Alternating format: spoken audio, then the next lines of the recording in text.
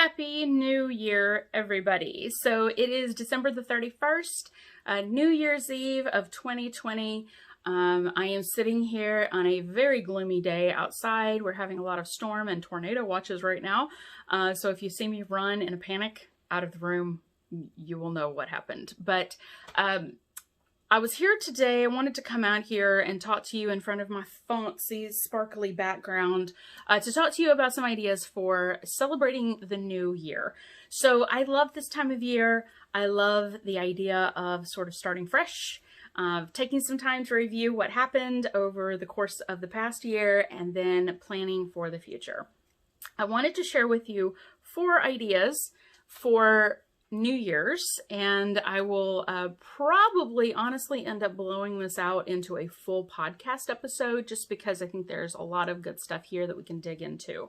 So these 4 things I'm going to go over in quick detail. The first is I love planners, and this is my big purple one from this past year.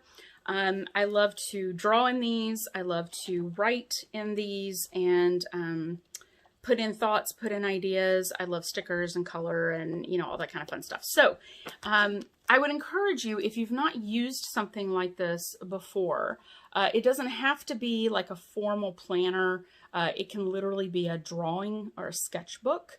It can be a simple little journal that you can get literally at the dollar store with some stickers and some markers, and make it your own. But I find that having a book like this is really helpful for me to be able to see where I was over the course of the year, the things that I accomplished, the things that were worrying me or stressing me, the challenges that I overcame. Sometimes we forget that stuff. Over the course of a year, we forget the stuff that we did in January, February, March by the time we get into December. So I like to take a little bit of time to go through my previous year's book. So I already today did my 2020 review, looked at some things, some patterns, some things that I learned, some celebrations that I had, some challenges that I overcame, and some that I didn't, some that I maybe am still struggling with or definitely still struggling with, and what I want to do moving forward. I already have my 2021 book waiting in my office. This afternoon, I'm going to be ripping that open and tearing into that one a little bit and starting my planning process for 2021. So that brings me to step number 2, or thought number 2, about stuff that I like to do each year. I like to do New Year's resolutions. I know a lot of people don't like New Year's resolutions. A lot of people don't even bother with them, but I find them very useful in the same way that I find vision boards very useful. And again, I think I'm going to do a whole podcast episode on this. Vision boards and New Year's resolutions, I think a lot of the times people focus on goals for them, which can lead to some disappointment, I think, along the way.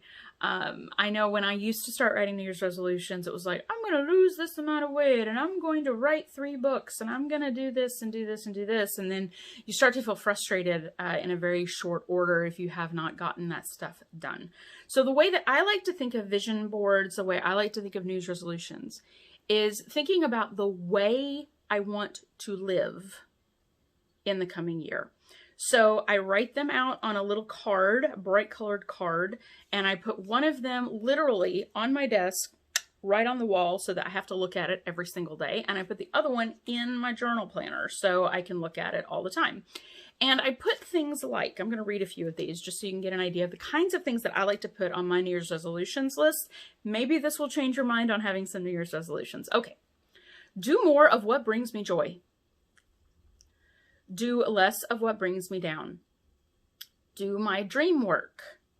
Free myself from what doesn't serve me. Make my dream home.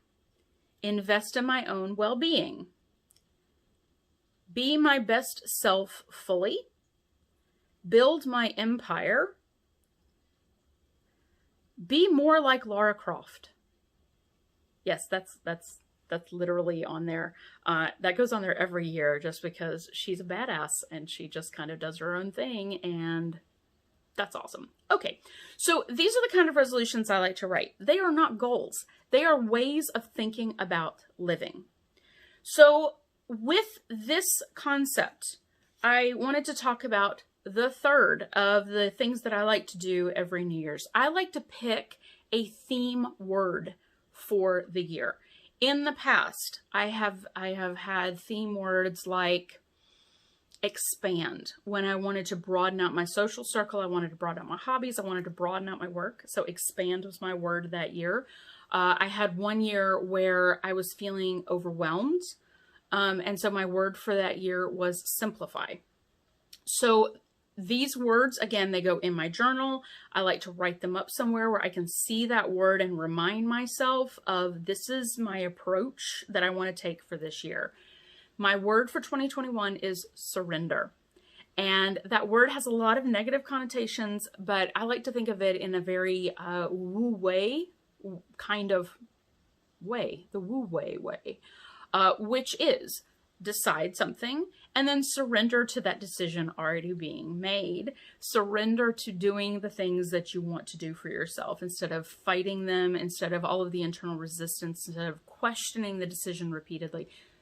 Make the decision and then surrender to the decision. So surrender is my 2021 word. Now, the fourth thing, the last thing that I wanted to mention to you as a practice that I like to do for each new year, I like to write myself a letter on New Year's Day every single year. Now, this idea is one that I read somewhere years and years ago. I would gladly give credit to the person who suggested this. Honestly, I don't remember who it was. So person, I apologize. It was a great idea. I write this letter on January 1st. Dearest Kelly, this is how my year went. These are the things that I accomplished. These were the great highlights of my year. These were the lowlights of my year. These were the challenges that I faced. These were the victories that I had. And these are the things that I'm excited for the future. I then take that and I seal it in an envelope, and it says to be opened on January 1st, 2021. So I get to open this tomorrow. I'm very excited. It even has a fancy little crab sticker on the back.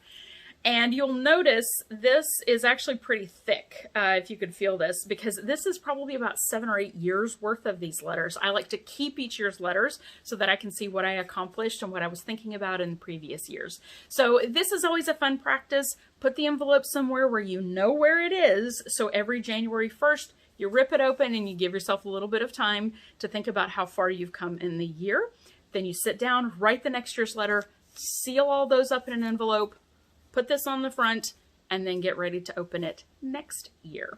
So those are just some ideas for ways to think about closing out one year and opening up the next year. So I hope that this has been useful for you. If you have any ideas that you want to share with all of our listeners and readers, please, please post below. Share your best ideas. I hope you all have a wonderful, wonderful, joyous, safe, and prosperous 2021.